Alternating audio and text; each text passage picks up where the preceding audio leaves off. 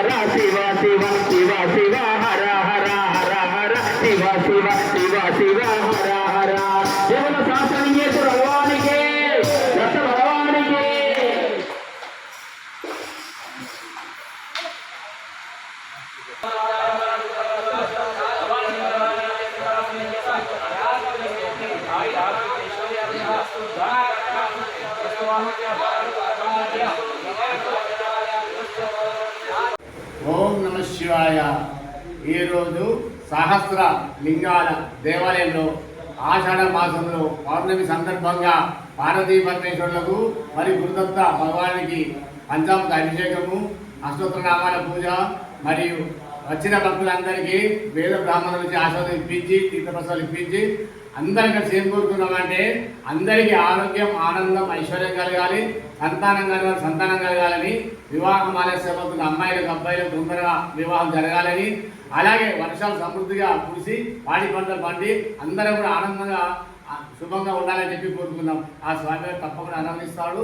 ఈ విధంగా అయినా వర్షాలు పడ్డాక ఈ రోజు ఎవరు రాకుండా కనీసం ఇట్లా చూసైనా దర్శించి తరించండి. బలో శాస్త్రలింగేశ్వర భగవానికి జై.